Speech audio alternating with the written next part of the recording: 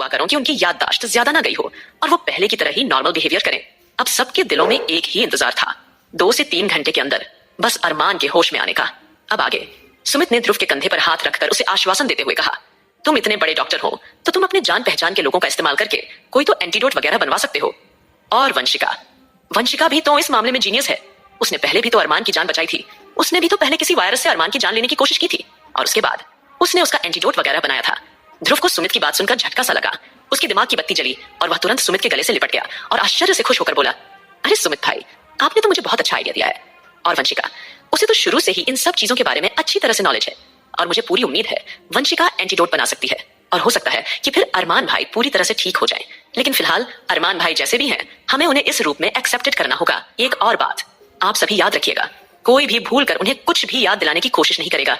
याद रखिएगा, अगर वह कुछ भूल जाते हैं तो आप लोग उन्हें कुछ भी याद कराने की कोशिश नहीं करनी है कि ये चीज ऐसी नहीं ऐसी थी या वैसी थी, क्योंकि अगर आप लोगों ने ऐसा किया तो अरमान भाई अपने दिमाग पर जोर डालेंगे और सोचने की कोशिश करेंगे कि वह क्या भूल रहे हैं। और अगर उनके दिमाग पर ज्यादा जोर डाला गया तो उनके दिमागी नसें भी फट सकती हैं और फिर उन्हें बचा पाना इम्पॉसिबल हो जाएगा। अब जैसे ही ध्रुव ने यह समझाया, वैसे ही सब लोगों को जैसे सांप सूख गया था। सब लोगों की सांसें ऊपर नीचे होने लगी। उनको लगा जैसे किसी ने उनका दिल पकड़कर खींच लिया हो। किसी ने सपने में भी नहीं सोचा था कि अरमान के साथ ऐसा कुछ हो जाएगा। कहां तो उनका हंसता खेलता खुशहाल परिवार था। सब एक साथ एक परिवार की तरह रह रहे थे। सब एक दूसरे का प्यार से ख्याल रख रहे थे, एक दूसरे को मान सम्मान दे रहे थे। और अब पता नहीं कहां से इतनी बड़ी मुसीबत उनके परिवार पर टूट पड़ी थी। सबका दिमाग एकदम से खाली हो गया था। ऐसा लग रहा था जैसे उनके ऊपर कोई बहुत बड़ा बम गिरा हो। वो कुछ बोल नहीं पा रहे थे। ऊपर से वो चुड़ैल वसुंधरा और उसका बेटा वीर मेंशन में आ गए थे। अचानक आहान दबी हुई आवाज में बोला, जब से यह वसुंधरा और वीर हमारी जिंदगी में आए हैं, एक बार फिर वसुंधरा नाम की औरत की पनौती अरमान भाई की जिंदगी में शुरू हो गई है। देखा आप लोगों ने ये औरत कितनी ज्यादा बुरी है। इसके कदम रखते ही अरमान भाई की यादें चली गई और मेरे अरमान भाई के साथ इतना बड़ा हादसा हो गया। और अभी तक हमें यह भी नहीं पता कि ये हमला अरमान भाई के साथ सम्राट ने किया है या फिर किसी और ने किया है। और अगर अरमान भाई ने ब्लैक डेविल को जड़ से मिटा दिया है तो ये हरकत उनके साथ कौन कर सकता है। मुझे तो लगता है कि इस वसुंधरा नाम की औरत ने अपनी जिंदगी में सिर्फ एक ही काम अच्छा किया है। पता है क्या, अरमान भाई को पैदा करके, वरना उसने अपनी जिंदगी में कोई अच्छा काम नहीं किया। कहीं ना कहीं आहान के दिमाग में बस यही चल रहा था। उसे बस अपने भाई को सही सलामत और ठीक देखना है। फिर उसने अपने आंसुओं को साफ किया और एकदम से गंभीर होकर बोला, अगर अरमान भाई कुछ भूल भी जाएंगे तो मैं भूल कर भी उन्हें कुछ याद कराने की बिल्कुल भी कोशिश नहीं करूंगा। मैं अपने इमोशंस पर पूरा कंट्रोल करूंगा। कहीं ना कहीं आकाश, सुमित और ध्रुव तीनों ही आहान को लगातार यही बात समझा रहे थे कि वो भूल कर भी गलती से भी अरमान के सामने किसी बात का कोई जिक्र न करे। और सबको सबसे ज्यादा डर इस बात का लग रहा था कि कहीं अरमान आस्था और अंश को न भूल जाए। यही अनजाना सा डर सबके मन में बार बार उमड़ रहा था। और वो सब अच्छी तरह जानते थे कि आहान में कितना ज्यादा बचपना है और वह एकदम मुंहफट्टी है। उसे जहां जो कुछ बोलना होता है वो बिना झिझके बोल दिया करता था। इसीलिए सभी लोग बस सिर्फ आहान को समझा ही रहे थे कि उसे भूल कर भी अरमान से किसी से तरह की कोई ऐसी वैसी बात नहीं करनी है। वहीं टाइगर और मारिया दोनों ही एक दूसरे के करीब खड़े हुए थे। आज दोनों के ही चेहरे पर उदासी की लकीरें साफ झलक रही थीं, क्योंकि वह दोनों भी इस बात का मतलब अच्छी तरह समझ रहे थे। अगर अरमान के साथ ऐसी प्रॉब्लम हुई तो सिचुएशन कितनी ज्यादा बिगड़ जाएगी। और अगर अरमान इस सिचुएशन में अंश और आस्था को ही भूल गया तो यह कितनी दर्दनाक बात हो सकती है, स्पेशली आस्था के लिए। आस्था के लिए तो यह उसकी जिंदगी का सबसे सदमा हो सकता है। फिलहाल सभी लोग बस अपने अपने तरीके से यह सारी बातें सोच रहे थे, लेकिन इसका अंदाजा, इसका रिजल्ट तभी निकल सकता था जब अरमान को होश आएगा, क्योंकि बिना अरमान को होश में आए वह किसी भी नतीजे पर नहीं पहुंच सकते थे। और ना ही उन्हें अभी तक यह पता था कि अरमान ने अपनी कितनी यादों को खोया है और अरमान को अब भी क्या क्या याद नहीं है, क्योंकि जब तक अरमान पूरी तरह से होश में नहीं आ जाता तब तक उसके बारे में कुछ भी कह पाना पूरी तरह से पॉसिबल नहीं था। वहीं दूसरी ओर ऑस्ट्रेलिया में आस्था को कितने सारे सिक्योरिटी गार्ड्स ने घेर रखा था। मैनेजर और साथ ही साथ सेल्स गर्ल्स सभी गुस्से से आस्था को एक तक देख रहे थे, क्योंकि आस्था ने सेल्स गर्ल्स पर हाथ उठा दिया था। तो उसका तो गुस्से के मारे बहुत ही ज्यादा बुरा हाल था और उसने मन बना लिया था, ये लड़की जिसने मुझ पर हाथ उठाया, मैं इसे इतनी आसानी से जाने नहीं दूंगी। क्योंकि उस शॉपिंग कॉम्प्लेक्स में काम करने वाले स्टाफ अपने आप में ही काफी ज्यादा अमीर थे, क्योंकि उनकी सैलरी पैकेज काफी हाई हुआ करता था, जो कि अविनाश उन्हें प्रोवाइड कराया करता था। फिलहाल अब एंजल जैसे ही वहां पहुंची, उसकी आंखें हैरानी के मारे फटी की फटी रह गईं। उसने सपने में भी नहीं सोचा था कि यहाँ पर आस्था के साथ ऐसा कुछ हो रहा होगा। लकीली एंजल टाइम पर पहुंच चुकी थी और उसने ऊंची आवाज में उन्हें रोकते हुए फटकारा, यह सब क्या हो रहा है यहाँ पर। अब एंजल को वहां देखकर मैनेजर थोड़ा सा सकपका गया, क्योंकि मैनेजर एंजल को अच्छी तरह से जानता था। मिस एंजल, आप यहाँ क्या कर रही हैं?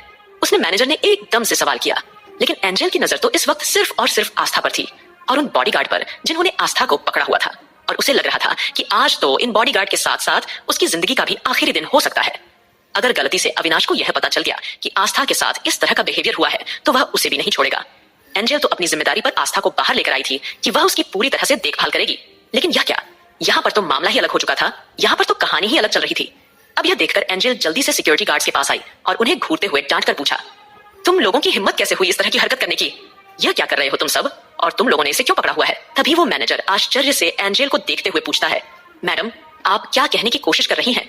यह लड़की यहाँ पर घुस आई है और यहाँ से महंगी ड्रेसेस कलेक्ट कर रही है, लेकिन पैसों के नाम पर इसके पास कुछ नहीं है। जरूर यह लड़की फ्रॉड है या चोरी करने के इरादे से यहाँ आई है और हमने इसे रंगे हाथ पकड़ लिया है।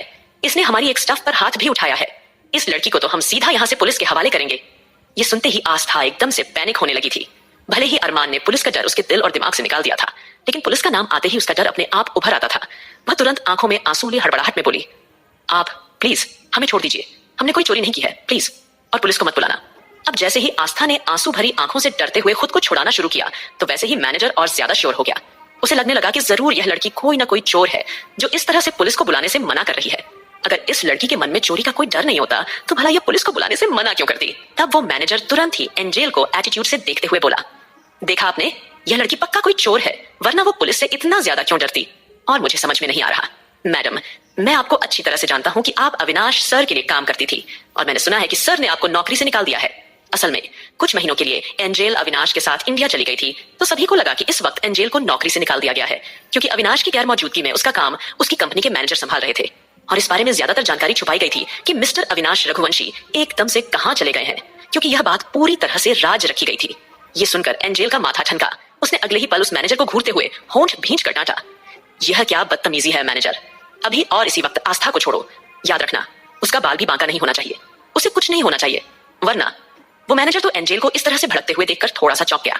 वैसे भी वह फ्लोर मैनेजर था, तो उसकी अच्छी खासी पोजीशन और पहुंच थी। अब उस मैनेजर ने जैसे ही अपने स्टाफ के सामने एंजेल को इस तरह से ऊंची आवाज में अपनी बेइज्जती करते हुए देखा, तो वैसे ही उसका दिमाग एकदम से घूम गया और वह एंजेल को देखकर बोला, ये तुम कैसी बातें कर रही हो? तुम एक मामूली सेक्रेटरी हो और सुना है कि तुम्हें ऑलरेडी रघुवंशी साहब ने नौकरी से निकाल दिया है, तो फिर तुम किस बेसिस पर मुझे इस तरह से ऑर्डर दे रही हो? कहीं तुम ही तो इस लड़की को यहाँ पे लेकर नहीं आई हो अपने साथ चोरी करवाने के लिए? अब जैसे ही मैनेजर ने एंजेल की बेइज्जती करना शुरू किया, एंजेल की आंखें गुस्से से तिलमिलाने लगी और उसने आगे बढ़कर मैनेजर के मुंह पर तमाचा जड़ दिया और अगले ही पल धीरे से रूखे अंदाज में बोली, अपनी हद में रहो, तुम्हारी हिम्मत कैसे हुई मुझसे इस तरह बात करने की? तुम मुझसे इस तरह से बात कैसे कर सकते हो?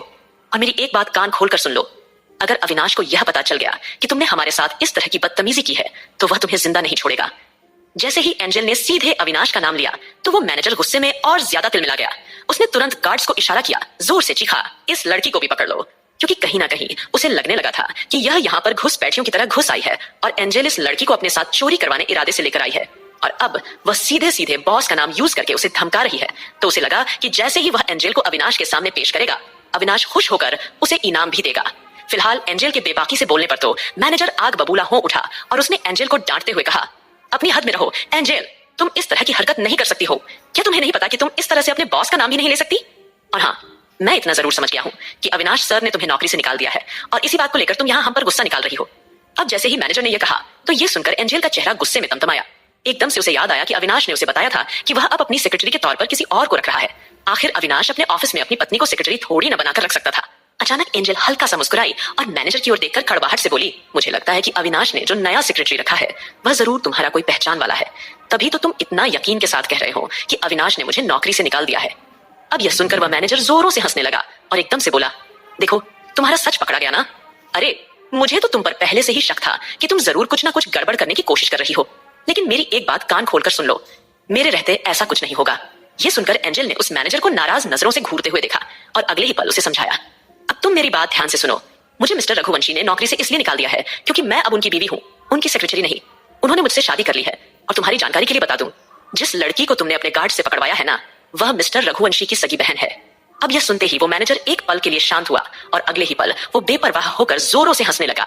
उसके साथ साथ बाकी के स्टाफ भी हंसने लगे। अब यह सुनते ही वह मैनेजर एक पल के लिए शांत हुआ और अगले ही पल वह बेपरवाह होकर जोरों से हंसने लगा।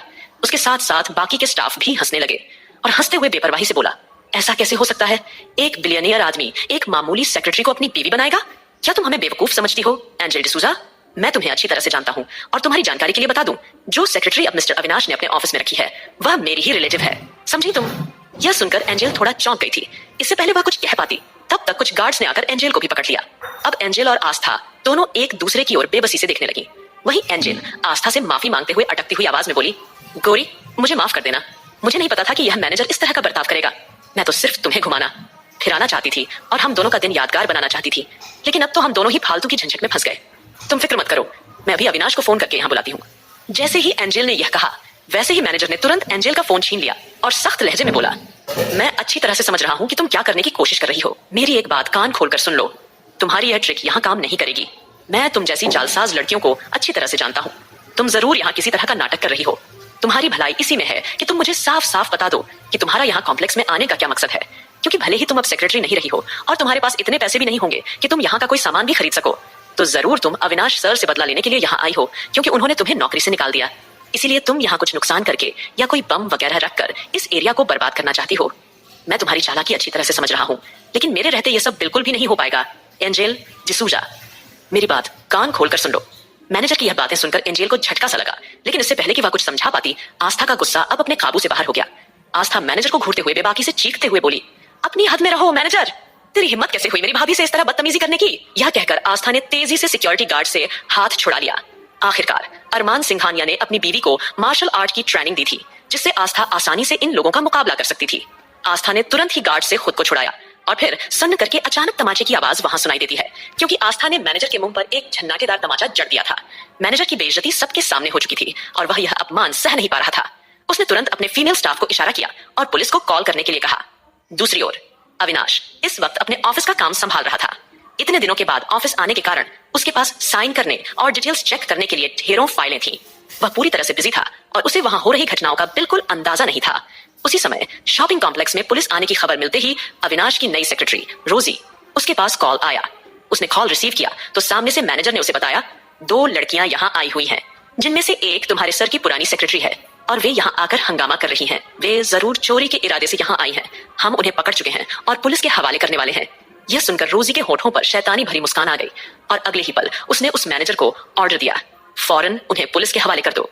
असल में रोजी को एंजल से शुरू से ही चिढ़ थी, क्योंकि एंजल अविनाश की सेक्रेटरी थी और अविनाश की पर्सनैलिटी हर किसी को आकर्षित करती थी। अब एंजल की गैर मौजूदगी में रोजी को उसकी जगह मिल चुकी थी और जब उसने सुना कि एंजल शॉपिंग कॉम्प्लेक्स में हंगामा कर रही है, तो उसके पास अब एंजल को नीचा दिखाने का सुनहरा मौका आ चुका था। इसीलिए उसने अविनाश को कहीं और जाने का बहाना देकर ऑफिस से निकलकर सीधा कॉम्प्लेक्स की ओर रवाना हो गई। इधर आस्था ने एक बार फिर मैनेजर के मुंह पर बेपरवाही से तमाचा जड़ दिया। अब मैनेजर पूरी तरह से गुस्से में आग बबूला हो उठा था, क्योंकि पहले एंजल और फिर आस्था ने उसके ऊपर हाथ उठा दिया था। उसके चेहरे का रंग एकदम से बदलने लगा और वह जोर से चिल्लाया, तुम लोगों ने बहुत बड़ी गलती की है मुझ पर हाथ उठाकर, अब मैं तुम्हें नहीं छोड़ूंगा। उसने अपने गार्ड्स को ऑर्डर दिया, इन दोनों लड़कियों को बुरी तरह से मारो और फिर पुलिस के हवाले कर दो। लेकिन आस्था भला कैसे चुप रह सकती? वह एंजल पर किसी का हाथ उठाना बर्दाश्त नहीं कर सकती थी। उसने तुरंत एक्शन लिया और गार्ड्स को जोरदार तरीके से धूल चटाना शुरू कर दिया। उसकी फाइट स्किल्स देखकर एंजल हैरान रह गई और एक्साइटेड होकर बोली, ओह वाओ डियर, मैंने तो कभी सपने में भी नहीं सोचा था कि तुम इस तरह फाइटिंग कर सकती हो। असल में आस्था को मार्शल आर्ट की ट्रेनिंग अरमान ने बहुत पहले ही दे दी थी और टाइगर और मारिया से उसने बेहतरीन डिफेंस स्किल्स सीखी थी। इसीलिए उसने जल्दी ही सभी गार्ड्स को परास्त कर दिया था। मैनेजर का गुस्सा अभी भी शांत नहीं हुआ था। वह नफरत भरी नजरों से आस्था और एंजल को घूर रहा था। लेकिन जैसे ही आस्था उसकी तरफ बढ़ी, पीछे से एक लड़की की आवाज सुनाई दी, यह सब क्या हो रहा है यहाँ? ऊंची हील्स और छोटे कपड़ों में रोजी वहां मटकती हुई आ रही थी। उसे वहां देखकर एंजल थोड़ी हैरान हुई और वह उसकी तरफ देखते हुए एकदम से बोली, रोजी तुम यहाँ क्या कर रही हो? और अविनाश कहाँ है? क्या उसे मैनेजर ने नहीं बताया कि उसने हमारे साथ कैसी बदतमीजी की है?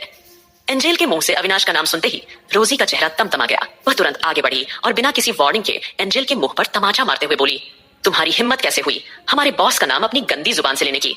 अब तुम उनके लिए काम नहीं करती हो, अब मैं उनकी सेक्रेटरी हूँ। असल में रोजी को भी नहीं पता था कि एंजल को नौकरी से क्यों निकाला गया था। उसे तो यही लग रहा था कि जरूर एंजल ने कोई गलती कर दी होगी, इसीलिए उसे जॉब से निकाला गया है। वैसे एंजल हमेशा से अविनाश के आगे पीछे रहा करती थी और यह देखकर रोजी अंदर ही अंदर जलन से भर जाया करती थी। लेकिन वह उस वक्त चाहकर भी कुछ कर नहीं सकती थी, क्योंकि अविनाश ने अपनी मर्जी से एंजल को अपनी सेक्रेटरी बनाया था। और जब रोजी को खुद सेक्रेटरी बनने का मौका मिला तो वह पूरी तरह हवा में उड़ने लगी और अविनाश को पाने के सपने देखने लगी थी। अगले ही पल एंजल रोजी को सख्त नजरों से घूरते हुए चीखी, अगर अविनाश को यह पता चल गया तो वह तुझे नहीं छोड़ेंगे। एंजल को अविनाश का नाम लेते हुए सुनकर रोजी आग बबूला हो गई और तिलमिलाते हुए बोली, अपनी घटिया जुबान से मेरे बॉस का नाम लेने की तेरी हिम्मत कैसे हुई? एक बात याद रखना अविनाश सर, अब अगर किसी के होंगे तो सिर्फ मेरे होंगे। उन्होंने तुझे अपनी जिंदगी से कब का निकाल फेंका है। और वैसे भी अगर तुम इस कॉम्प्लेक्स में आई हो तो जरूर कुछ ना कुछ बड़ा करने का सोच रही होंगी। अभी भी मौका है, बता दो इससे पहले कि मैं सर को तुम्हारी शिकायत कर दूं। रोजी की बकवास सुनते ही एंजल ने मुट्ठियां भींची और गुस्से से भरी आंखों से उसे घूरा। एंजल ने सिचुएशन को भांपते हुए उसने खुद के इमोशंस को संभाला। फिर एंजल ने मन में सोचा, एक तो ये बेवकूफ मैनेजर उसे उसका फोन नहीं दे रहा है ताकि वह अविनाश से कांटेक्ट कर सके। दूसरा, उसने खुद अविनाश की सिक्योरिटी टीम को मना किया था कि वह कॉम्प्लेक्स के बाहर खड़े रहकर उनका इंतजार करें और जब वह दोनों वापस बाहर आएंगी तभी वे उनका पीछा करें। अब एंजल मन ही मन यह सोचते हुए पछता रही थी। उसने सपने में भी नहीं सोचा था कि वह आस्था को पहली बार इस तरह से अपने साथ बाहर लेकर घूमने आएगी तो उसके साथ इतना बड़ा तमाशा हो जाएगा। इस वक्त वह गुस्से से पागल हुए जा रही थी। वह समझ नहीं पा रही थी कि आखिर वह करे तो करे क्या और वह इस सिचुएशन से कैसे बाहर निकले। उसने एक गहरी सांस ली, फिर रोजी की ओर जलती हुई नजरों से देखा और बात को संभालते हुए बोली, देखो तुम मुझे पसंद नहीं करती हो, लेकिन मेरी एक बात ध्यान से सुनो। यह जो लड़की तुम सामने देख रही हो ना, यह अविनाश की बहन है, समझे तुम? और मेरा उससे क्या रिश्ता है इसके बारे में मैं तुम्हें बाद में बताऊंगी, लेकिन फिलहाल तुम मेरी बात ध्यान से सुनो। तुम खुद से थोड़ा सा याद करते हुए सोचो कि यह अविनाश की वही बहन है जिसे अविनाश बरसों से ढूंढ रहा था। जैसे ही एंजल ने कॉन्फिडेंस के साथ यह बताया, वैसे ही रोजी एक पल के लिए सच में सोच में पड़ गई, लेकिन अगले ही पल वह आस्था को ऊपर से नीचे तक देखते हुए बुरा सा मुंह बनाकर बोली, तुम्हें क्या लगता है कि तुम इस तरह की उल्टी सीधी बातें करोगी तो मैं तुम्हारी बातों पर यकीन कर लूंगी? जी नहीं, मैं अच्छी तरह जानती हूँ कि तुम मुझे बहलाने की कोशिश कर रही हो, पर तुम मुझे इतनी आसानी से अपनी बातों में नहीं फंसा सकती। और यह लड़की सर की बहन कहां से लगती है? सर की बहन कोई बहन जी टाइप लड़की होगी, और यह तो वैसे भी नहीं लगती। उसकी बात सुनते ही आस्था ने गुस्से भरी आंखों से रोजी को देखा और नाखुश होते हुए उसे फटकारा, देखो मेरी भाभी से इस तरह बात करने का तुम्हें कोई हक नहीं है। और रही बात कि मैं अविनाश भैया की बहन हूं या नहीं, और एंजल भाभी मेरी भाभी है या नहीं, इससे तुम्हें कोई लेना देना नहीं होना चाहिए। तुम फटाफट भैया को फोन करो, वह यहाँ आएंगे और तुम्हें सच्चाई खुद ब खुद पता चल जाएगी। आस्था के मुंह से यह सुनकर रोजी के तन बदन में और आग लग गई, क्योंकि आस्था ने एंजल को अपनी भाभी कहा था। अब तो उसे लगने लगा कि जरूर एंजल नाटक कर रही है, क्योंकि अविनाश के पीछे एंजल किस तरह पागल थी ये बात रोजी से छुपी नहीं थी। उसे लगा कि यह लड़की एंजल के साथ मिलकर नाटक कर रही है। रोजी आस्था को धमकाते हुए गुस्से से फट पड़ी, अपनी हद में रहो। और तुम्हें क्या लगता है कि तुम जैसी मामूली लड़की के लिए अविनाश सर यहाँ चलकर आएंगे? तुम्हारा दिमाग खराब हो गया है क्या? ये क्या उल्टी सीधी बातें किए जा रही हो? एंजल और आस्था ने जब उसकी बातें सुनी तो दोनों ने एक साथ अपना सर पकड़ लिया। वहीं आस्था के चेहरे पर एक छोटी सी मुस्कान आ गई और वह एंजल की ओर देखकर मजाकिया अंदाज में बोली, वैसे भाभी मानना पड़ेगा, आप मुझे यहाँ अच्छी यादें देने लाई थी, लेकिन ऐसा लग रहा है अब तो मैं कुछ अजीब यादें ही लेकर जाऊंगी। जैसे ही आस्था ने यह कहा तो यह सुनकर अगले ही पल एंजल का चेहरा उतर गया और वह पूरी तरह मायूस हो गई थी। लेकिन आस्था ने आगे बढ़कर एंजल को गले से लगा लिया और कोमलता से बोली, आपको परेशान होने की कोई जरूरत नहीं है भाभी, मैं अच्छी तरह जानती हूँ कि आपके हाथ में कुछ नहीं है, और मुझे समझ में नहीं आ रहा कि यहाँ पर फॉरेन के लोगों में भी जलन और गुस्सा, ये सब तमाशा चलता है। रियली मैं शॉक्ड हूँ ये सब देखकर। अब आस्था और एंजल बेफिक्री से आपस में बातें करने लगी तो मैनेजर और रोजी एक दूसरे को आश्चर्य से देखने लगे। तब कुछ सोचते हुए मैनेजर तुरंत रोजी के पास आकर बोला, सिस्टर तुम्हारे कहने पर मैंने पुलिस को भी बुला लिया है, अभी पुलिस आने वाली है, लेकिन यह दोनों कितनी कॉन्फिडेंस से बातें कर रही हैं, कहीं इनकी बातों में कोई सच्चाई तो नहीं? यह सुनकर रोजी बिफर गई और मैनेजर की ओर देखकर एटीट्यूड से बोली, ब्रो तुम्हें जैसा कहा गया है वैसा करो। मैंने कहा ना, यह लड़की अविनाश सर की कुछ भी नहीं लगती, यह सिर्फ बदला ले रही है क्योंकि इसे सेक्रेटरी की नौकरी से निकाल दिया गया है। परेशान मत हो, एक काम करो, फटाफट से पुलिस को बुलाओ और इन्हें पुलिस के हवाले करो, पुलिस सच निकाल लेगी। अब रोजी पूरी तरह एंजल को नीचा दिखाने और पुलिस के हवाले करने के लिए तैयार थी। वहीं एंजल ने गहरी सांस ली और तेज कदमों से रिसेप्शन की ओर भागी। रोजी जोर से चिल्लाई, जाकर उस लड़की को रोको, वह इस तरह भागने नहीं जाए। लेकिन तब तक एंजल तेजी से पहुंचकर इमरजेंसी कॉल पर सीधे अविनाश को फोन कर चुकी थी और उसने अविनाश को फोन पर सिर्फ इतना कहा, हेल्प। लेकिन तभी मैनेजर ने आकर फोन काट दिया और उसने एंजल को उंगली दिखाते हुए उसे धमकाया, यह क्या बदतमीजी है? तुम्हें क्या लगता है तुम इस तरह की कोई हरकत करोगी तो क्या हम तुमसे डर जाएंगे? यह तुम्हारी सबसे बड़ी गलतफहमी है मिस एंजल, और तुम्हें कुछ समझ नहीं आता है क्या जो तुम इस तरह से चोरी चकारी पर उतर आई हो? हाँ, अगर तुम्हें किसी तरह की कोई मदद ही चाहिए थी तो तुम मुझसे भी तो कह सकती थी। कहीं ना कहीं वह मैनेजर बड़ी भद्दी नजरों से एंजल को ऊपर से लेकर नीचे तक एक तक देख रहा था। वहीं दूसरी ओर वहीं आस्था, जिसके हाथों को पूरी तरह से सिक्योरिटी गार्ड ने पकड़ा हुआ था, उसका गुस्सा बहुत ज्यादा बढ़ता जा रहा था। वह सपने में भी नहीं सोच सकती थी कि उसके साथ इस तरह का बर्ताव होगा। सिर्फ उसके पहनावे को लेकर, उसके कपड़ों को लेकर लोगों ने वहां उसे इस तरह जज करना शुरू दिया था। आस्था को अब बहुत ज्यादा चिंता हो रही थी। वहीं मैनेजर एंजल को बेशर्मी से घूरते हुए उसके और करीब चला आया था। अगले ही पल वह आस्था और एंजल को देखकर भड़कते हुए बोला, तुम दोनों ने आज पूरी तरह से हद पार कर दी। क्या तुम लोगों को नहीं पता कि यहाँ पर इस तरह से इतनी आसानी से चोरी नहीं की जा सकती है? या फिर तुम्हारा कोई और इरादा था अविनाश सर के एरिया को बर्बाद करने का? कहीं ना कहीं वह मैनेजर अपना ही कुछ अनुमान लगा रहा था। वह न तो आस्था की कोई बात सुनने के लिए तैयार था और न ही एंजल की। वहीं रोजी मुस्कुराकर एंजल को लगातार कड़वाहट से देख रही थी, क्योंकि कहीं ना कहीं उसकी भड़ास निकालने का मौका जो उसके हाथ था और वह अपना यह मौका हाथ से नहीं जाने देना चाहती थी। उसने अपने भाई को घूरते हुए अगले ही पल कहा, ब्रदर, अगर यह लड़की एक बार मेरे सामने झुककर नाक रगड़ते हुए मुझसे माफी मांग लेती है तो मैं इन दोनों लड़कियों को यहाँ से जाने दे सकती हूँ। और मैं इन्हें पुलिस के हवाले भी नहीं करूंगी, बल्कि छोड़ दूंगी। अब रोजी की बात सुनकर वो मैनेजर घटिया तरीके से मुस्कुराया और एंजल को देखकर फट पड़ा। तुम्हें सुनाई दिया? मेरी बहन ने क्या कहा है? अगर तुम यहाँ से इस लड़की को सही सलामत वापस लेकर जाना चाहती हो तो तुम मेरे सामने झुको और अपनी नाक रगड़ो। तुम मेरे